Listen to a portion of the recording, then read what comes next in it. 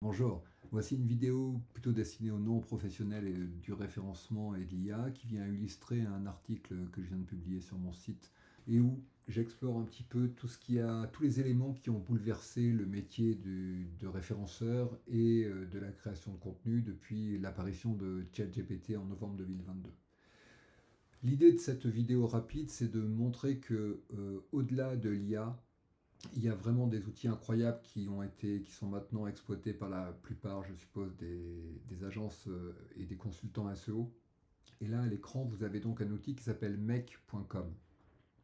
Le principe de cet outil, il en existe d'autres, comme par exemple N8N, qui est très connu, je pense, est de vous permettre de connecter, alors que vous n'êtes pas un développeur, que vous ne connaissez pas le code, divers modules entre eux qui vont avoir la possibilité de se parler, entre guillemets, de créer, enfin de faire beaucoup de choses. Je vais vous donner un exemple très concret. Donc là, c'est un scénario que j'ai créé pour rédiger des articles de fond assez longs. En l'occurrence, c'est pour un site test sur la thématique de la logistique. Je vous montre ici, par exemple, vous voyez, j'ai établi une liste de mots-clés potentiels dans ce tableau Excel, du moins sur Drive. Et cet outil va pouvoir aller chercher ces mots-clés et travailler autour de ces mots-clés. Je lance le process pour vous montrer ça très concrètement. Là, on a un premier module donc, qui va chercher un mot-clé. En l'occurrence, c'est le mot-clé emballage ici qui va chercher. Il transmet ce mot-clé à un deuxième module. Ici, c'est un module Perplexity qui a la capacité d'aller sur Google, d'entrer le mot-clé dans Google et d'analyser les premiers résultats. Ça permet de déterminer l'intention utilisateur, ça permet de collecter les données qui apparaissent dans les principaux sites concurrents. Éventuellement, ça permet aussi de demander à l'IA quelles sont les choses dont on pourrait parler mais qui ne sont pas dans ces sites concurrents.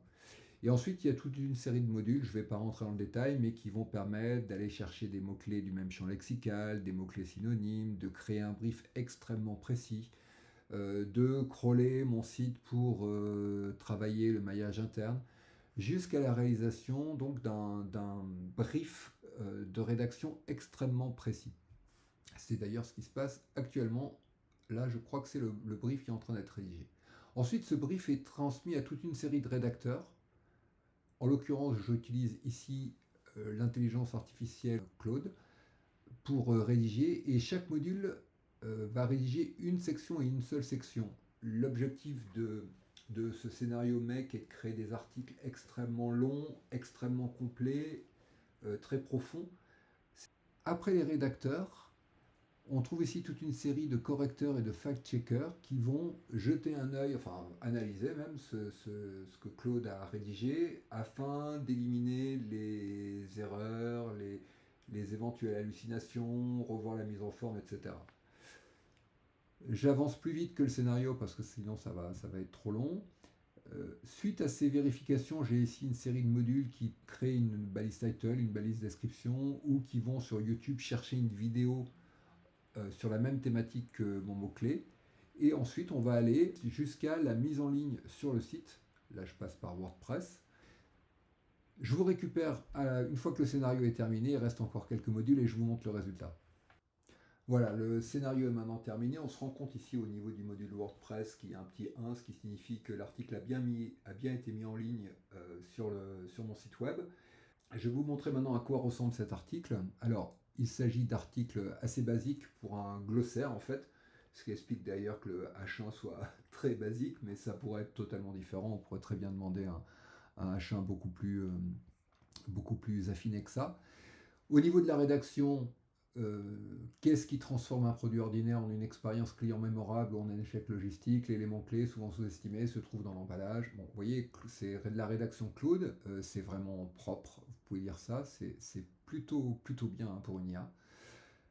On se rend compte que le module qui allait sur YouTube a bien trouvé une vidéo relative à l'emballage et au packaging, et ensuite c'est un article de fond, donc qui est vraiment un article de glossaire, quoi. Intéressant de constater que le système, lorsqu'il l'estime nécessaire, met en place des tableaux pour faciliter la compréhension par l'utilisateur.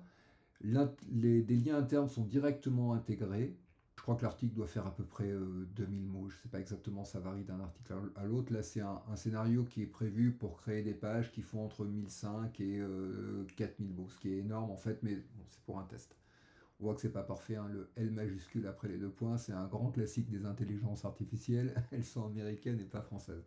Et puis, petit truc en plus, l'article ici cite des sources euh, pour venir crédibiliser les chiffres qui ont été évoqués précédemment. Donc, la question qu'on peut se poser, c'est est-ce qu'une telle page va se référencer dans Google? La réponse est évidente, non, bien sûr que non.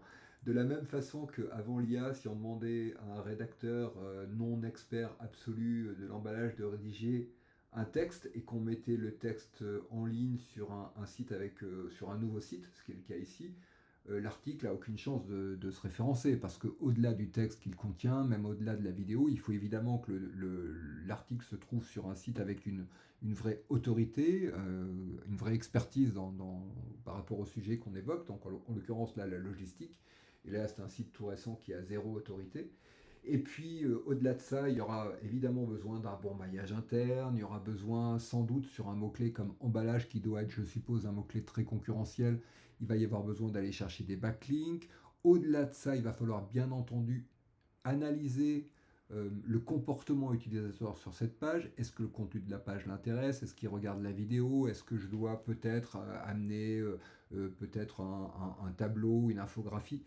Mais bref, tout ça, c'était déjà le cas avant l'IA.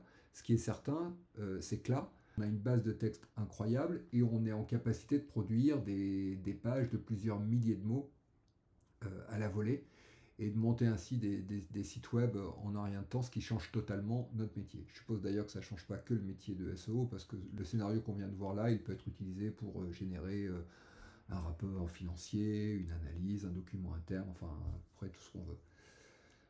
Voilà, j'espère que cette vidéo vous aura intéressé. Merci de votre attention.